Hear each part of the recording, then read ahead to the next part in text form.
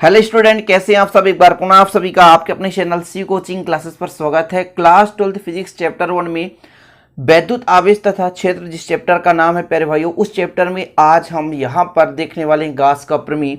Gauss का प्रमेय काफ़ी महत्वपूर्ण है और काफ़ी हेल्पफुल है। वीडियो को अंत तक देखना, बहुत आसान तरीके से सीखने का प्रयास करेंगे। 12th क्लास में आप किसी भी स्टेट बोर्ड से हो प्यारे भाइयों, एनसीईआरटी पैटर्न से यदि आप पढ़ाई कर रहे हैं तो ये गाउस का प्रमेय आपको बहुत अच्छे तरीके से समझ में आएगा। बस वीडियो को अंत तक देखना, हिंदी मीडियम के सभी बच्चों के लिए काफ़ी हेल्पफुल होगा। तो चलिए वीडियो को शुरू करते हैं। सबसे पहले बात करते हैं प्यारे भाइयों कि गाउस प्रमेय किसने प्रतिपादन किया, तो कार्ल फ्रीडरिच गाउस ने। अब देखिए, सन कभी कभी आपके बुक में अलग रहता है, इसलिए सन याद करने की जरूरत नहीं है। बस आप लोगों को इतना पता होना चाहिए कि गाउस के प्रमेय का प्रतिपादक कौन है, तो कार्ल फ्रीडरिच गाउस। गाउस भी मिलेगा, कहीं कहीं गाउस भी मिलेगा, तो आपको कंफ्यूजन में नहीं रहना है। इसी को हम यदि गाउस लिख दें प्यारे भाइयों, गाउस, क्योंकि GAUSS इंग्लिश होता है, इसलिए गाउस का प्रमेय भी कह सकते हैं और गाउस का भी थ्योरम कह सकते हैं। तो कार्ल फ्रीडरिच गाउस ने गाउस के प्रमेय के प्रतिपादक हैं। इतना क्लियर प्यारे भाइयों। इन्होंने क्या बताया कि एक बंद पृष्ठ लिया और बंद पृष्ठ में से गुजरने वाले वैद्युत फ्लक्स तथा आवेश में एक संबंध स्थापित किया। कहने का मतलब, कितना विद्युत फ्लक्स है और उस पर आवेश कितना है, उस पर एक संबंध स्थापित कर दिया, जिसे गाउस का नियम कहते हैं। चीजें क्लियर हो गया प्यारे भाइयों। गाउस का प्रमेय बहुत कठिन नहीं है, गाउस का प्रमेय सिंपल है। गाउस का प्रमेय केवल एक आवेश, मतलब कोई बंद पृष्ठ है, उस पर आवेश और उसमें कितना फ्लक्स हो रहा है, उस पर उन्होंने एक नियम दे दिया। तो चलिए शुरू करते हैं। मुख्य रूप से परिभाषा पहले देखते हैं प्यारे भाइयों कि गाउस के प्रमेय में लिखना कितना है आपको। जैसे क्वेश्चन यदि आ जाए कि गाउस के प्रमेय को लिखिए और सिद्ध कीजिए, तो देखिए परिभाषा, किसी बंद पृष्ठ से गुजरने वाला संपूर्ण विद्युत फ्लक्स उस बंद पृष्ठ के अंदर निर्वात में उपस्थित कुल आवेश का 1/ε0 गुना होता है। यही कथन है गाउस के प्रमेय का। कथन लिखना और गणितीय व्याख्या, देखिए आपकी बुक्स में बहुत ज्यादा लंबा चौड़ा लिखा रहता है, उतना नहीं लिखना है। क्वेश्चन कैसा आएगा, गाउस का प्रमेय किसे कहते हैं, गाउस के प्रमेय का गणितीय व्याख्या कीजिए। तो गाउस ने एक बंद पृष्ठ लिया। गाउस ने कैसा पृष्ठ लिया, एक बंद पृष्ठ लिया। जैसा कि हम यहाँ पर एक बंद पृष्ठ बना रहे हैं भाइयों, ये आपके पास एक बंद पृष्ठ है। गाउस ने एक बंद पृष्ठ लिया, मान के चलते हैं जिसकी त्रिज्या मान लीजिए R है। फिर उन्होंने क्या कहा कि इस बंद पृष्ठ में जो भी संपूर्ण वैद्युत फ्लक्स होगा, इस बंद पृष्ठ से गुजरने वाला संपूर्ण वैद्युत फ्लक्स, अच्छा वैद्युत फ्लक्स क्या कहलाता है प्यारे भाइयों, गुजरने वाली कुल बल रेखाओं की संख्या, पृष्ठ के लंबवत गुजरने वाली कुल बल रेखाओं की संख्या कहलाती है वैद्युत फ्लक्स। तो ये जो बंद पृष्ठ है, इस बंद पृष्ठ से संपूर्ण जो वैद्युत फ्लक्स होता है प्यारे भाइयों, इसके अंदर निर्वात में उपस्थित आवेश का 1/ε0 गुना होता है। अब देखिए परिभाषा से फार्मूला कैसे लग गया। समाकलन का मतलब होता है संपूर्ण, समाकलन का मतलब होता है संपूर्ण। सरफेस यानी पृष्ठ पर E × ds क्या बताता है प्यारे भाइयों, वैद्युत फ्लक्स किसके 1/ε0 गुना, जो भी आवेश होगा उसके 1/ε0 गुना होता है। इसी की हमको गणितीय व्याख्या करनी है, ठीक है ना, इसी की हमको गणितीय व्याख्या करनी है प्यारे भाइयों। तो ये अपना एक छोटा सा डायग्राम है, एक बंद पृष्ठ है, इसकी त्रिज्या हमने कितना माना, R मान के चला। अब हम मान लेते हैं कि इसके पहले किसी भी पृष्ठ के किसी भी भाग पर एक अल्पांश की गणना कर लेते हैं। यहाँ पर एक अल्पांश की कल्पना कर लेते हैं, ठीक है। एक अल्पांश है, यहाँ पर एक बिंदु है, इस बिंदु का नाम है P। इस बिंदु का क्या नाम है प्यारे भाई, P। आप P बिंदु दे सकते हैं। अल्पांश, यहाँ पर अल्पांश है और यहाँ पर यदि हम इसके दिशा की बात करें तो इधर मान लीजिए, मान के चलते हैं तीव्रता की दिशा हो गई, ठीक है। और प्यारे भाइयों इसी ही फील्ड पे हम मान के चलते हैं इस अल्प पृष्ठ की दिशा है, ठीक है।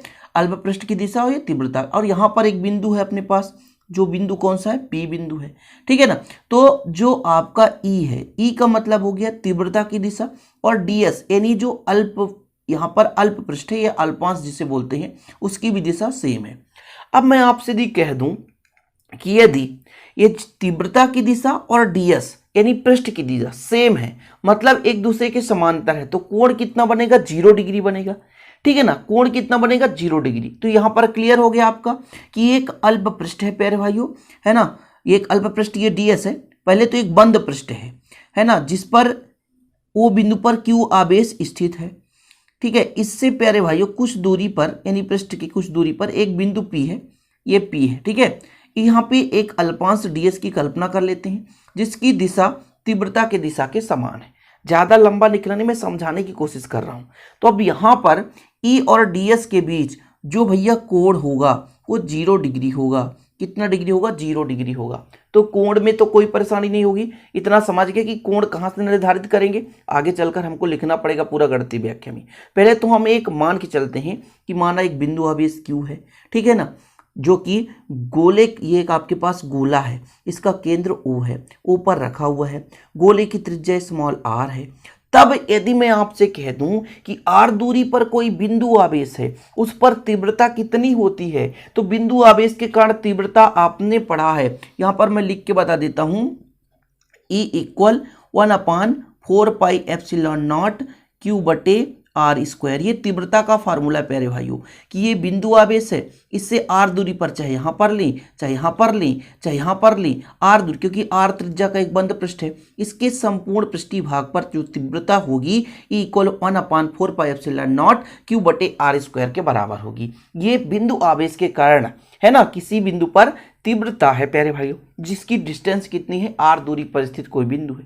इतना क्लियर हो गया। इसी डायग्राम को आपको बनाना है तो कंफ्यूज नहीं होना चाहिए। इतना क्लियर हो गया प्यारे भाइयों। अब हम बात करते हैं गणितीय व्याख्या की।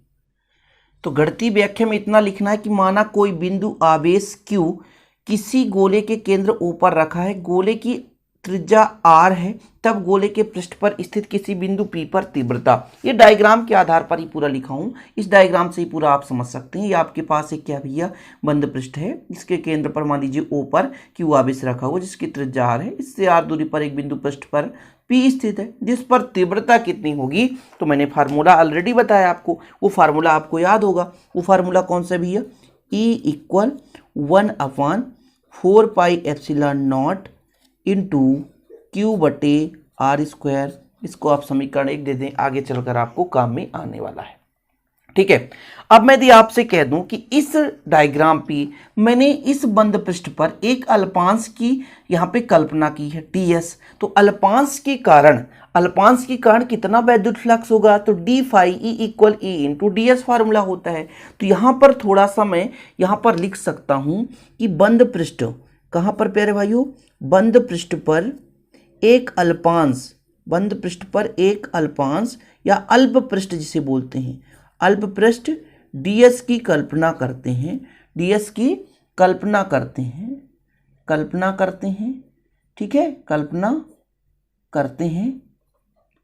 ठीक है। इतना क्लियर हो गया। जिससे गुजरने वाला वैद्युत फ्लक्स कितना होगा? जिससे गुजरने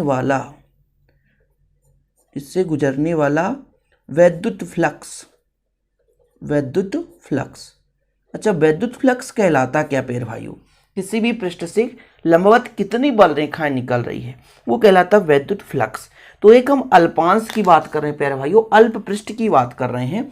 तो अल्प पृष्ठ के लिए हम निकालते हैं d phi E कर देते हैं। अल्प के लिए बात कर रहे हैं जिसका फार्मूला क्या होता है? यदि वेक्टर फॉर्म में E × ds होता है।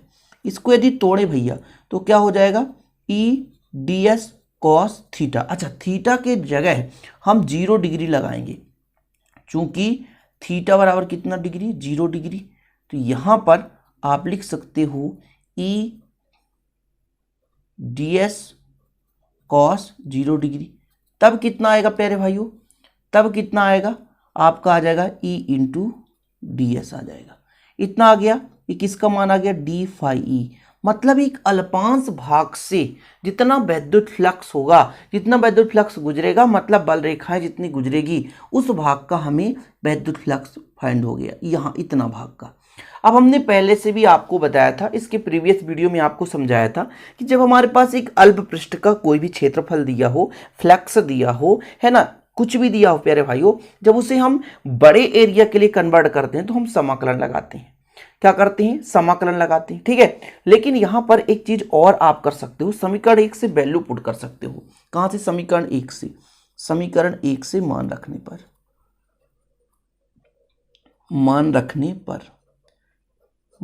पर, ठीक है। ओके प्यारे भाइयों, तो कितना हो जाएगा?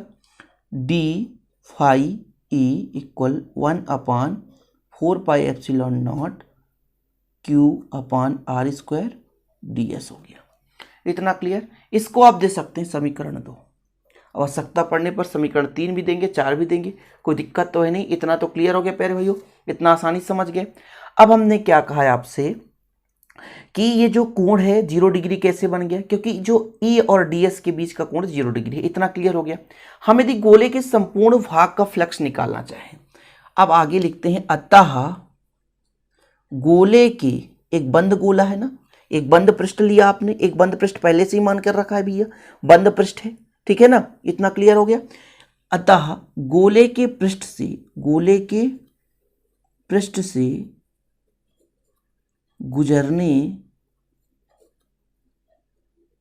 गुजरने वाला संपूर्ण क्या निकालना भैया, विद्युत फ्लक्स। देखो हिंदी कम से कम लिखने के लिए कोशिश कर रहा हूं ताकि आप लोगों को दिक्कत ना हो सके। तो अपन क्या कर देंगे, समाकलन कर देंगे दोनों पक्षों में, डी फाई ई, इधर भी समाकलन कर देंगे, दोनों पक्षों में कर दो, 1/4πε0 Q/r² ds हो गया। अपन ने दोनों पक्षों में समाकलन कर दिया। हमने स्टार्टिंग पे ही बता दिया था, परिभाषा ही आप लोग देख लिए थे, बंद पृष्ठ के लिए है। यहाँ पर हमने थोड़ा सा यदि और हिंदी लिखना चाहते तो लिख सकते थे भैया कि एक बंद पृष्ठ की कल्पना करते हैं, लेकिन इतना लंबा चौड़ा हम ना लिख करके शॉर्टकट में कोशिश किए कि आप लोगों को समझ में भी आ जाए और आपको बराबर नंबर भी मिल जाए। तो इतना क्लियर हो गया। दोनों पक्षों में हमने क्या कर दिया, समाकलन करने के बाद डी फाई ई का जो समाकलन होगा प्यारे भाइयों, डी फाई ई का समाकलन होगा वो फाई ई होगा, और जो कॉमन है उसे हम बाहर ले लेंगे, जैसे 1/4πε0 है ना, Q/r² समाकलन ds हो गया। ठीक है, इतना हो गया। ठीक, इतना क्लियर। ये कहाँ से आ गया प्यारे भाइयों, यहाँ से हमने इस पूरे भाग को कॉमन ले लिया। ये नीचे वाला भाग दिख रहा है, ये पूरा भाग हमने कॉमन ले लिया। डी फाई ई का समाकलन फाई ई होता है और ये ds रह गया। ठीक है ना, इतना क्लियर हो गया। अब आपसे मैं पूछूंगा कि एक आपके पास बंद पृष्ठ है जिसकी त्रिज्या r है, तो उसका यदि पृष्ठीय क्षेत्रफल यानी गोले का पृष्ठीय क्षेत्रफल कितना होता है, तो आप बताओगे 4πr², जो कि 10th क्लास से पढ़ते आ रहे हो। यदि मैं आपसे कह दूं कि भैया किंतु ये जो आपका सरफेस है, ये सरफेस का मतलब संपूर्ण पृष्ठ के लिए है, ये संपूर्ण पृष्ठ को बताता है। और भी आगे बता देता हूं मैं, ये संपूर्ण पृष्ठ के लिए बताता है। ये समाकलन का चिन्ह संपूर्ण पृष्ठ के लिए बताता है कि एक संपूर्ण पृष्ठ का समाकलन है। ओके, चलिए, तो यदि मैं आपसे कह दूं कि संपूर्ण पृष्ठ के लिए जो पृष्ठीय क्षेत्रफल होगा वो किसके बराबर होगा, 4πr², क्योंकि गोले का पृष्ठीय क्षेत्रफल होता है 4πr²। यहां पर आप लिख सकते हो गोले का कुल पृष्ठीय क्षेत्रफल, गोले का कुल पृष्ठीय क्या क्षेत्रफल, गोले का कुल पृष्ठीय क्षेत्रफल। ठीक है प्यारे भाई, इतना क्लियर हो गया, इतना समझ में आ गया।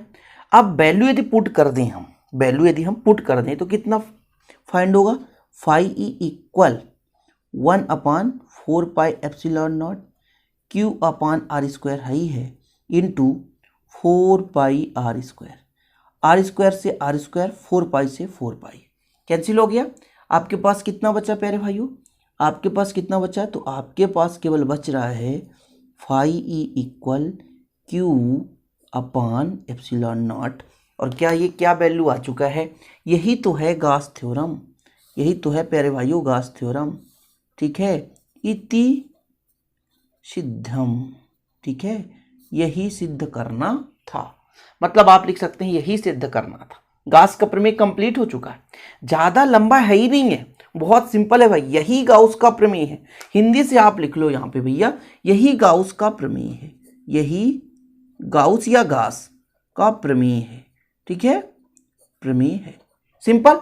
तो किसी बंद पृष्ठ के लिए गॉस का प्रमेय होता है। अब देखिए, इसी को मैं यदि लाइव में बताता तो बोर्ड में भी बताता तो भी इतना ही करता प्यारे भाइयों। अभी जितना मेरे पास सुविधा है मैं कोशिश करता हूं कि आपको समझ में आ जाए, और आशा और उम्मीद भी है कि आप लोगों को समझ में आता होगा। बहुत सारे बच्चे अच्छे कमेंट करते हैं, आप लोगों का भी जैसा कमेंट रहेगा तो आगामी समय में ऐसे वीडियो लाता रहूंगा। बस चैनल को आप सब्सक्राइब कर लें, नए हैं तो साथ में बेल आइकन प्रेस कर लें।